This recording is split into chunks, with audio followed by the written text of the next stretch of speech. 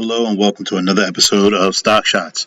Please remember, I am not a financial advisor. I'm just giving my opinion based on some things I see, like support and resistance, supply and demand, and of course, some indicators that may be on the screen. So always do your own due diligence.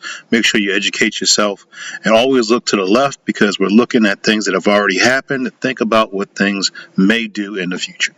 So this is another episode of Stock Shots. Welcome. All right, welcome back. Welcome back for another episode here on Stock Shots. We're going to be talking about these TSP funds, and I hate to say it, but it's a bloodbath. This is that invincible scene where Battle Beast came in and freaking wrecked Mark. You ever seen that one? That's exactly what's going on here.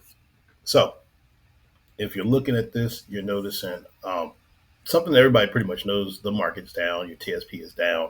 Hopefully, it's not you're in the G fund or you rotate it into another fund and you went up for a little bit, but right now it's all trash. It's all trash at this moment. We're looking at the S fund right now, and it's hit an outer trend line. So what that means is further back in the past, we drew this trend line. This was when we knew the price was going to go down. It was a question of how far. It has now hit the outer trend line, which was drawn way back here in the low of 2020. Here is the question: how much lower is it going to go?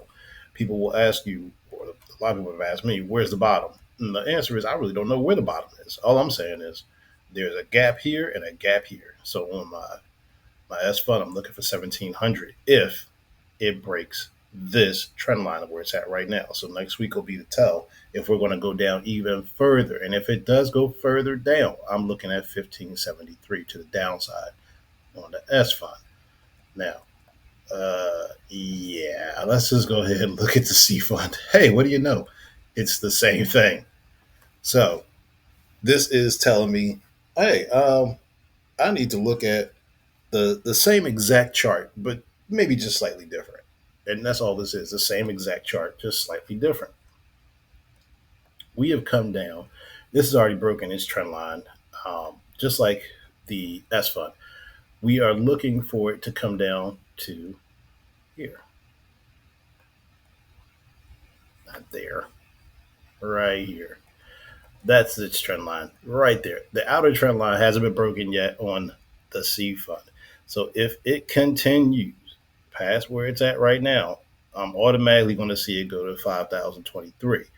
If it comes down here, the 4,900 area, and look, if it goes past there, I'm just looking for a 200-day moving average. It's down here at 4,600. The thing about it is this: I don't want you to feel like, oh my God, it's just going to keep going down. It's only going to keep going down until it stops. That's the simple answer.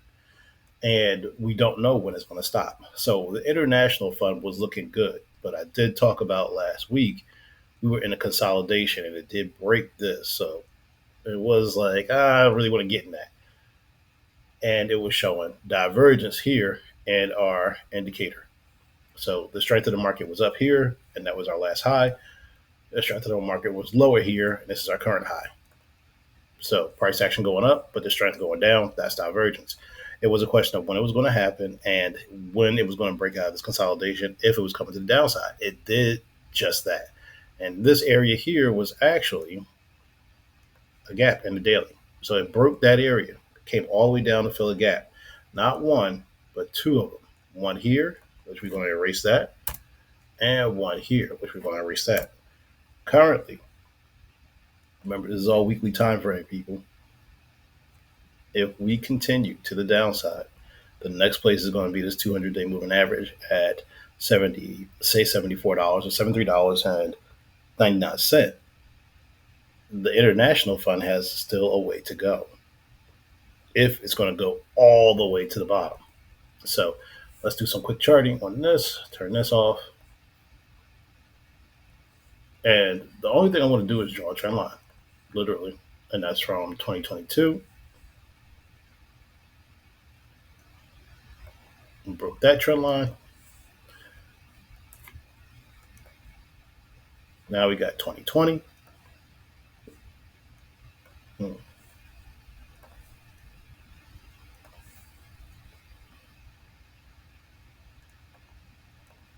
If you notice, it's the same thing because the same major things happened in the world. So all these funds were affected the same exact way.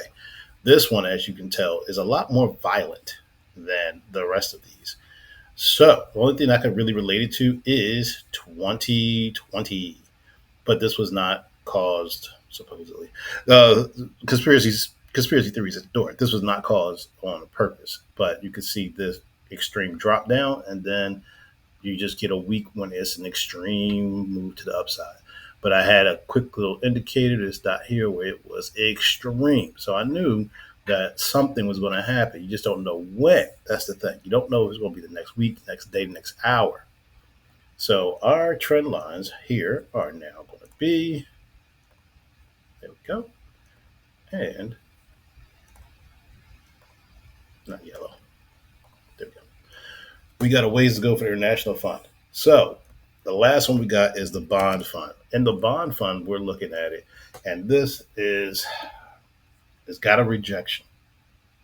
This is the same thing as the international fund. You got to see if it's going to go down to the downside. Now, if the bonds are going to go up, I'm going to be very honest with you. They're going to have to break this minimum $101. If you like, I'm really, really going to do the bond fund. Okay, the bond fund's going to have to break $102.05 for me to even be interested in it.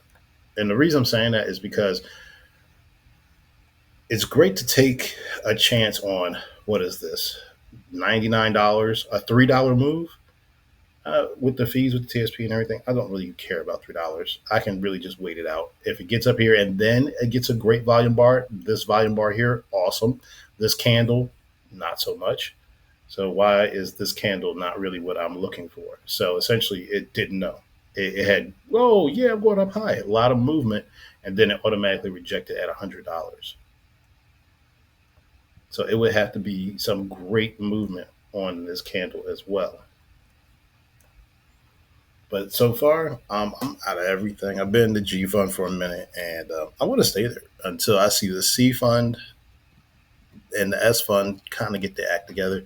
And that's going to be a minute because I just don't know what's going to happen. And that's the thing with the market. If you're looking at it and you're like, I don't know, then you shouldn't be doing anything. So if you want to learn how to do this analysis, check out the channel. We've got a website at the bottom. We got some books there for you. And also, there's plenty of videos because we do this pretty much every week. So thanks for watching. I'll see you next week on Stock Shots.